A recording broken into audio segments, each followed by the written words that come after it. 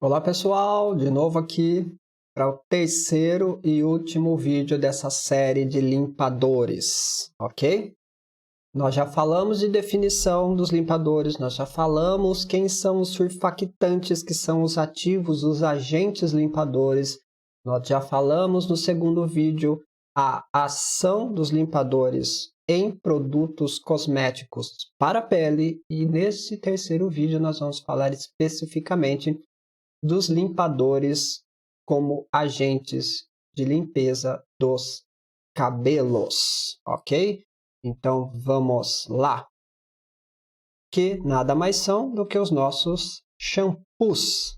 E para a grafia, ok? Shampoos no português usa-se XPUS, ok?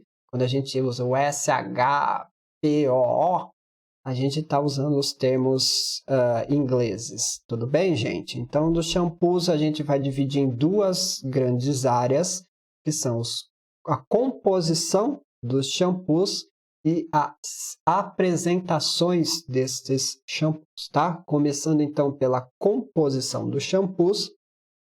Obviamente, a gente vai ter que explanar, a gente vai ter que falar um pouquinho de novo dos surfactantes especificamente para cada tipo de shampoo e para cada tipo de cabelo, tá bem? Então a gente vai separar os shampoos entre surfactantes, condicionantes, os aditivos e os ingredientes ativos, certo? Que compõem uma formulação de shampoo. Começando então pelos surfactantes, a maioria dos produtos utilizados nos shampoos são aniônicos e anfotéricos. No entanto, existem ainda os catiônicos, os não aniônicos e os naturais. Os outros surfactantes podem ser utilizados caso haja necessidade de agentes condicionantes ou de se modificar o efeito de um surfactante. Então, é como eu já tinha dito para vocês lá no primeiro vídeo de surfactantes, a gente vai usar uma grande gama deles, vários tipos, muitas vezes associados numa única formulação, para que você tenha o melhor produto possível para aquele tipo específico de limpeza ou de produto limpante que você espera, tá? Vamos começar então novamente falando dos aniônicos. A gente já aprendeu o que é um surfactante aniônico, mas é interessante a gente ver como ele vai se comportar dentro de um shampoo, tá? São os surfactantes mais utilizados. Os surfactantes aniônicos sintéticos são os únicos surfactantes que podem ser utilizados isolados em um shampoo de forma pura, sem diluição. Por quê, gente? Porque eles são os mais potentes, que têm a melhor ou maior capacidade de remoção de gordura, tá?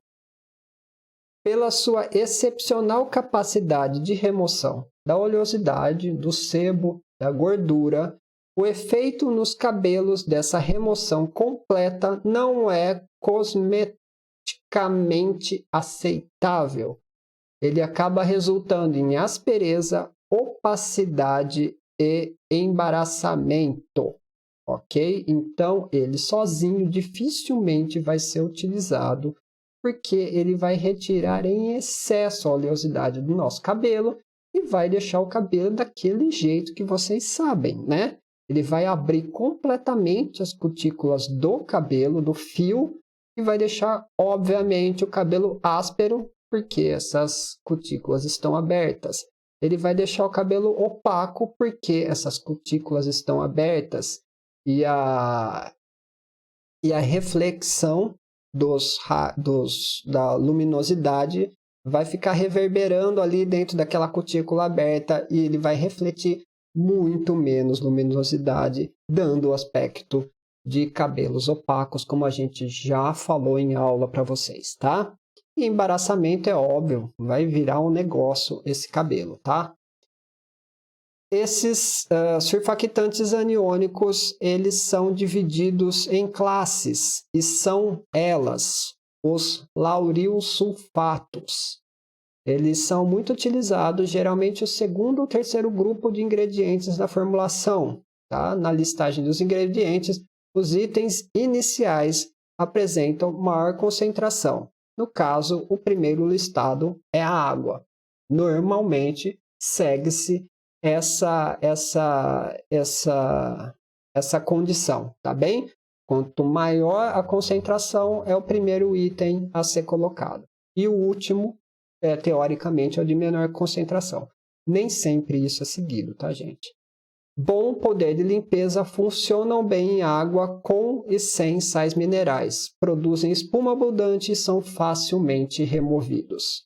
Pode haver necessidade de um segundo agente com ação condicionante. São comumente usados em shampoos para cabelos oleosos. O exemplo são os lauril sulfato de sódio, o lauril sulfato de etranolamina e o lauril sulfato de amônio.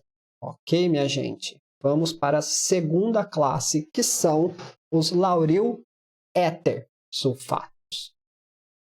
São limpadores excelentes e produzem espuma abundante, um dos detergentes primários mais utilizados em shampoos para cabelos normais a secos. São exemplos dele: o lauril éter sulfato de sódio, o lauril éter sulfato de trietanolamina e o lauril éter sulfato de amônio, tá?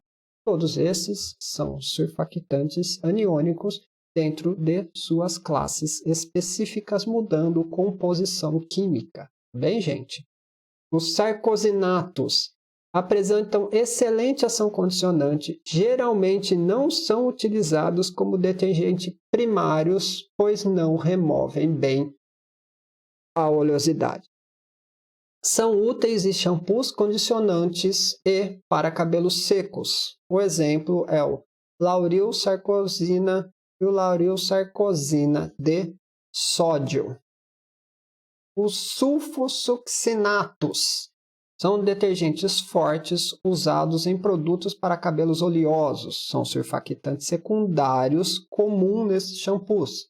São exemplos: o sulfoxinato disódico de oleamina e o sulfosuccinato sódico de dioctina.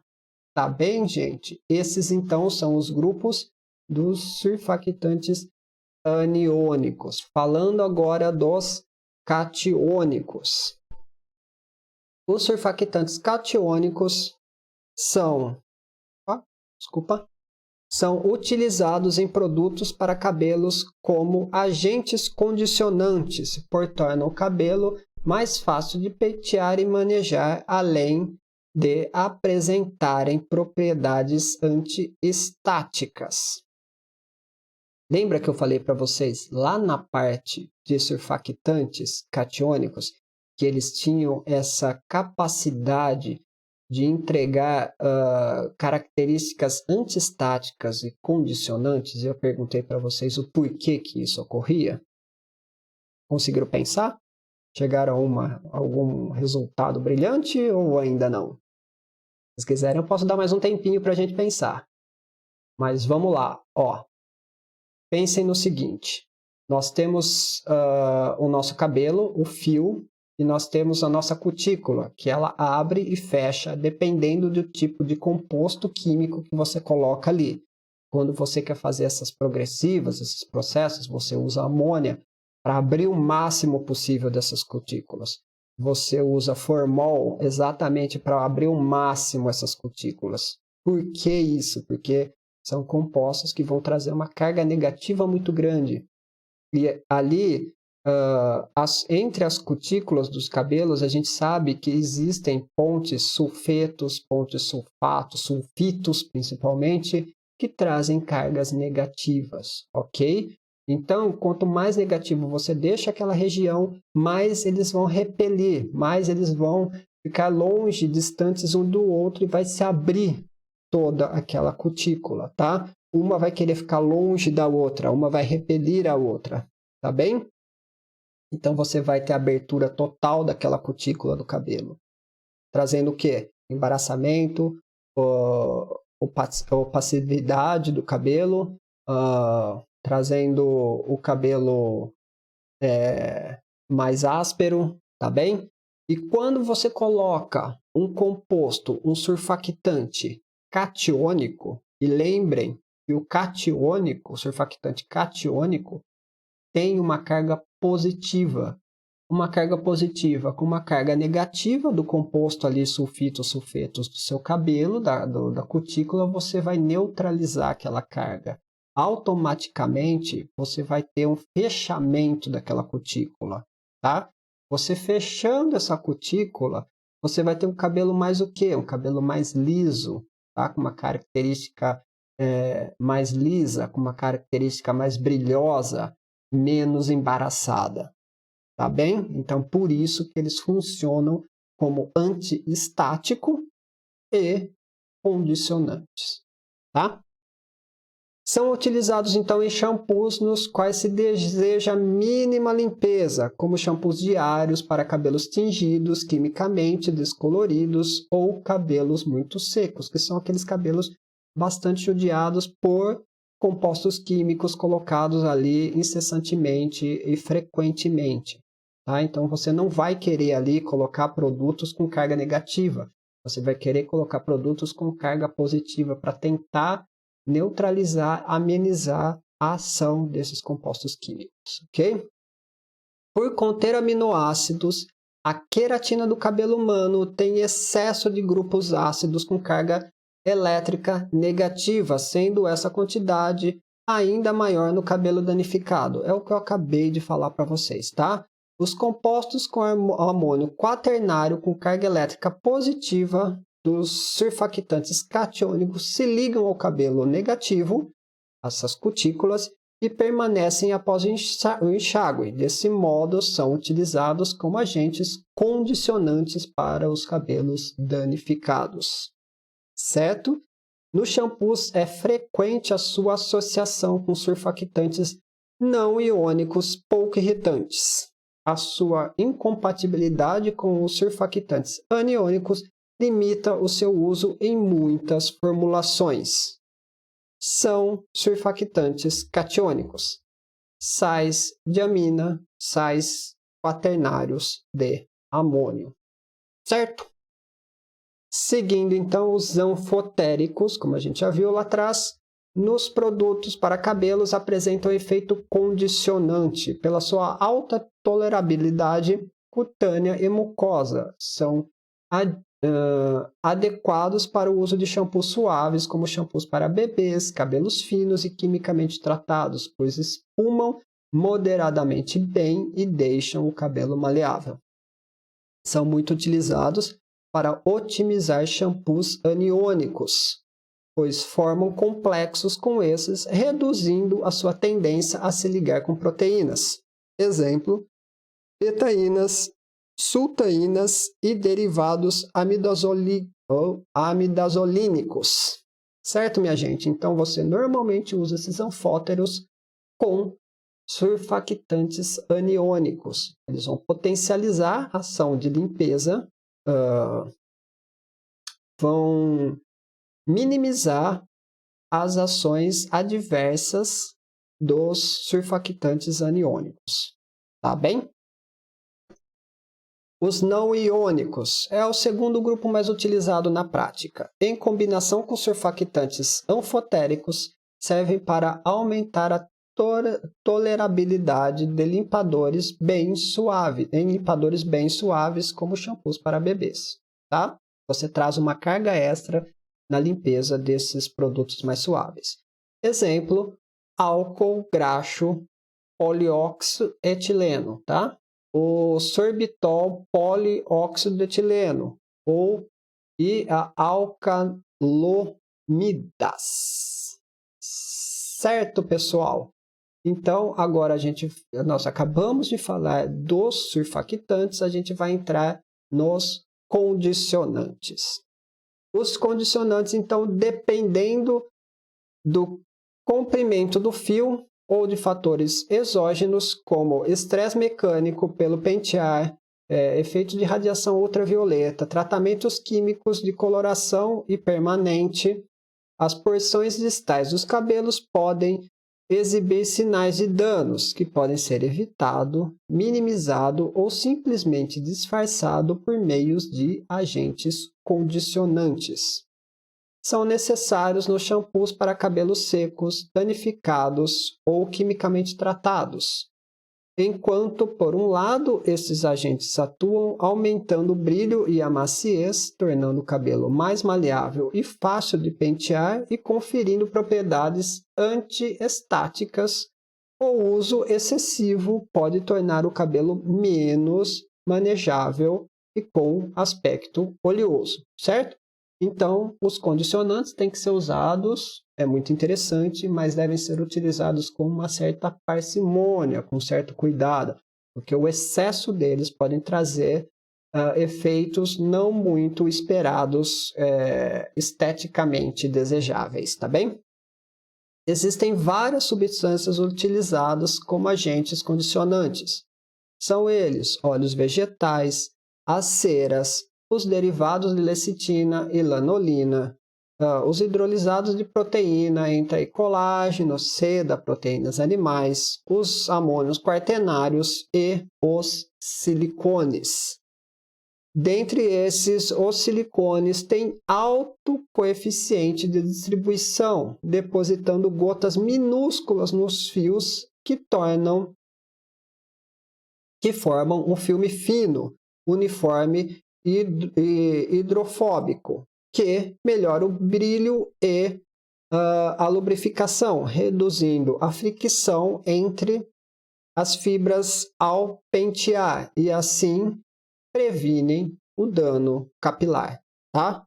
Apresentam também propriedades antiestáticas e previne o aspecto arrepiado do cabelo exatamente por ter essa propriedade antiestática, ok? Os silicones são produtos muito interessantes porque eles trazem uma pequena carga no aspecto de oleosidade e eles conseguem entregar propriedades tão boas ou melhores que os óleos, tá? Ou os condicionantes comuns. Certo, gente? Por isso que eles são tão interessantes na utilização, tanto no cabelo como na pele. Os ingredientes aditivos que são incorporados na sua formulação, na sua composição do shampoo. Então, nós temos lá primeiro os agentes de espuma. Lembra que eu falei deles? Utilizados porque os consumidores associam a formação de espuma à limpeza, os quais são independentes. Uma coisa não tem a ver com a outra, gente. Auxiliam na distribuição do produto, para isso que serve a espuma. É interessante destacar que o sebo inibe a formação de bolhas. Por essa razão, o shampoo aplicado no cabelo sujo não espuma tanto quanto aplicado no cabelo limpo.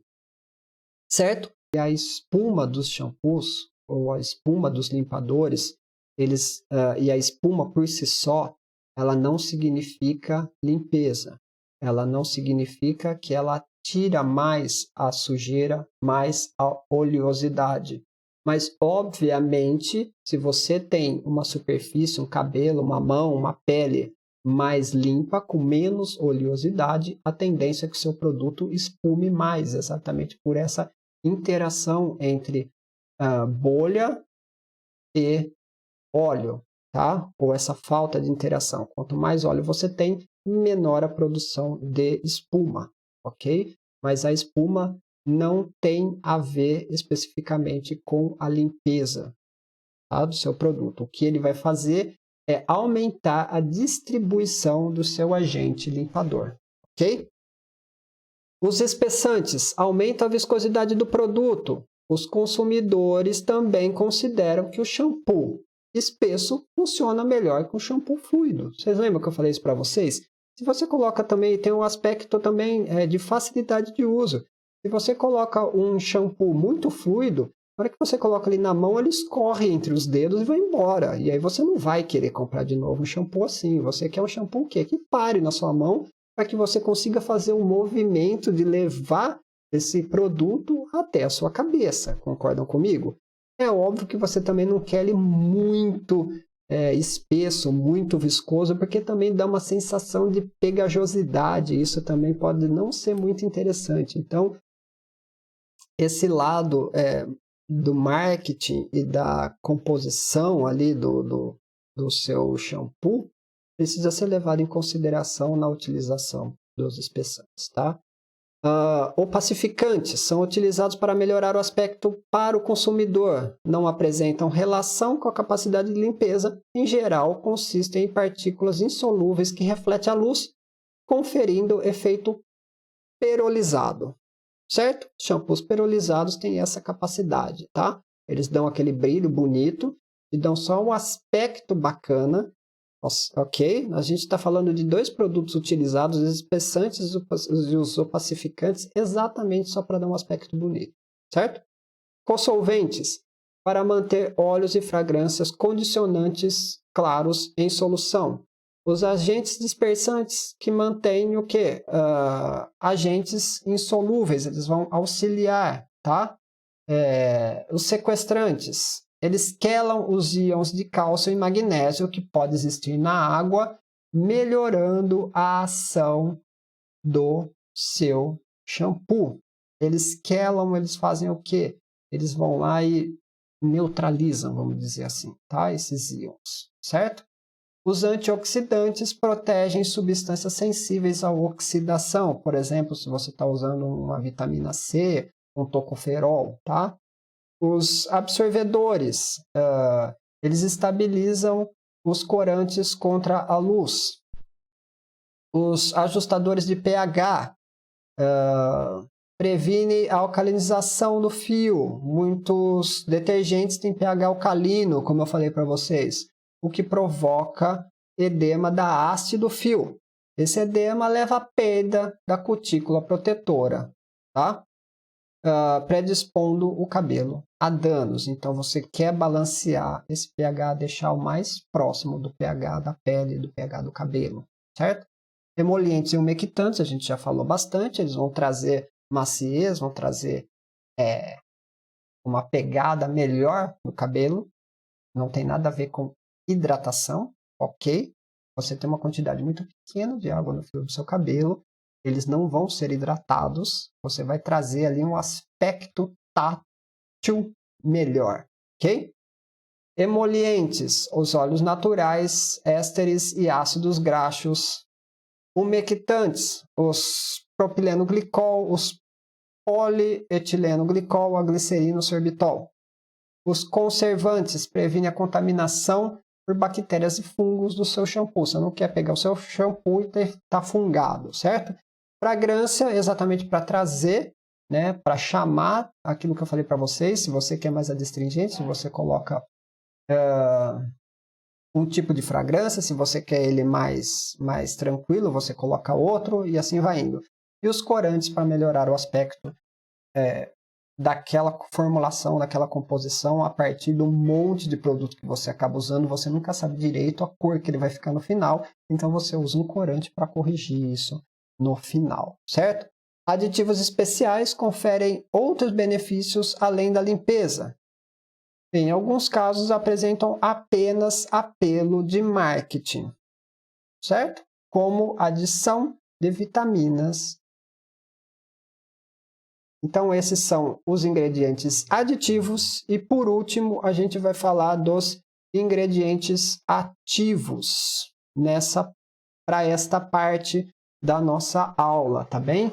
Então, a gente vai ter lá, para dermatite seborreica, a gente vai ter o disulfeto de selênio, o zinco, o ciclopirox, tá? O cetoconazol, enxofre, ácido salicílico, coaltar. Normalmente, e boa parte deles, são antimicrobianos, tá? Antifúngicos, certo? Agentes para psoríase, coaltar, enxofre, ácido salicílico, o propionato de clobetasol, tá? ipapedicolite, lindano, malatiol, permetrina e deltametrina. Certo, gente? Então, esses são os ativos utilizados, os princípios ativos utilizados para shampoos, principalmente aqueles shampoos que você quer um tipo de tratamento específico, ok?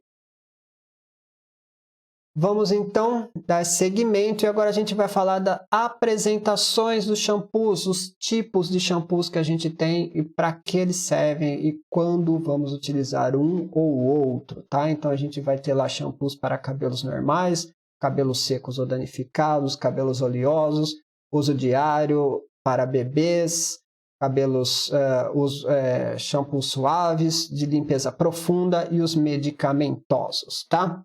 Vamos começar então pelos cabelos normais, indicados, obviamente, para pessoas com produção moderada de oleosidade e cabelos sem processos químicos.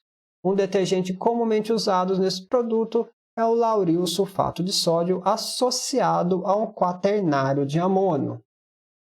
Lembra que eu falei para vocês? Você vai ter lá um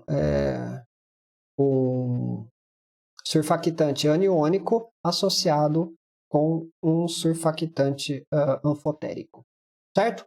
Você balanceia essa composição, obviamente você não vai usar só muita concentração, uma quantidade muito elevada de lauril sulfato de sódio, porque a gente sabe que ele tem um poder de limpeza muito profunda, e aí você vai acabar danificando esse cabelo normal. Mesmo sendo um cabelo normal, bastante resistente, ele pode trazer algum malefício para o fio, tá? Para os cabelos secos, busca-se ingredientes que promovam limpeza branda e condicionamento intensivo. São indicados, então, para cabelos danificados por tintura, descoloração, alisamento permanente, assim como lavagens excessivas, uso excessivo do secador, descovação vigorosa, chapinha, todos esses processos, certo? Podem ainda ser uma boa opção para o uso de pessoas idosas, porque já tem o cabelo um pouquinho mais prejudicado, aquele cabelo já mais maduro, né?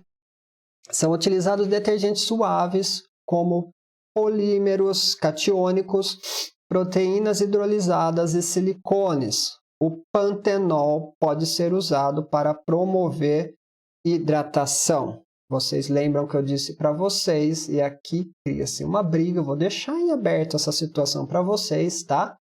Vou deixar isso em aberto para vocês, tá? E vocês entendam como vocês quiserem. Se vocês depois quiserem brigar comigo, quiserem trazer dúvidas, perguntas, não tem problema nenhum, a gente gosta disso. Vocês sabem muito bem que a gente gosta de uma confusão. Cabelos oleosos são formulados para remover a oleosidade natural sem agredir os cabelos, ao mesmo tempo evitando o acúmulo de agentes condicionantes que iriam pesar nesse cabelo, tá? Já que ele já é um cabelo que tem bastante óleo, bastante oleosidade, normalmente conseguem depositar uma sujidade a mais em decorrência dessa oleosidade, tá? Você não vai querer usar compostos que vão piorar ainda mais essa situação. Utilizam-se então surfactantes detergentes potentes, o lauril sulfatos ou os sulfoxinatos, tá? E minimiza-se o uso de condicionantes. Não há necessidade de uso de condicionadores, pois podem anular o efeito do shampoo, tá? Se você, de repente, utilizar alguns condicionantes que tragam uma entrega de silicones de baixa densidade, e aí um dia eu posso falar isso com vocês, especificamente dos silicones, a gente pode ter um efeito bastante interessante para esse fio, tá? Mas isso tem que ser feito, às vezes, utilizando aquele efeito termo, né? Onde você tem lá o seu silicone envolto numa cápsula e quando termoativado, né, quando você coloca o calor ali do secador, você consegue a entrega desse condicionante no fio, tá? Às vezes é interessante, não se utiliza muito porque o cabelo oleoso por si só já já traz essa oleosidade, né? Mas às vezes pode ser interessante para você trazer um aspecto melhor para o cabelo. mas isso a gente pode falar num outro momento. Não há agente farmacológico tópico capaz de controlar a produção do óleo, do sebo. A remoção inadequada da oleosidade agrava o problema da oleosidade. Tá? Lavar com frequência insuficiente leva ao acúmulo do sebo e material exógeno, sujeiras e bactérias no couro cabeludo e nos cabelos. A solução para os cabelos oleosos é lavá-los tanto quanto necessário para mantê-los limpos. Tá? São indicados para adolescentes com cabelos oleosos. Então a gente precisa tomar cuidado com uma coisa, é a mesma coisa que produtos para a pele. Você precisa mantê-los limpos, mas não excessivamente. Não utilizar também produtos que vão tirar totalmente esse óleo, porque senão você vai começar a ter um processo inverso, aquele processo de rebote do couro cabeludo. Ele vai sentir que está seco, vou criar mais óleo, vou produzir mais óleo, e ele produzindo mais óleo, além do óleo que ele já produz, a coisa vai ficar bastante complicada. Então, a gente precisa ter cuidado com o que a gente está fazendo, tá? Shampoos de uso diário. Lavagem diária somente é necessário quando a produção de sebo é alta, pois o shampoo é tecnicamente mais danoso ao cabelo do que benéfico. Olha que interessante. Então, teoricamente, o ideal seria você não utilizar shampoos, tá? Não lavar o cabelo.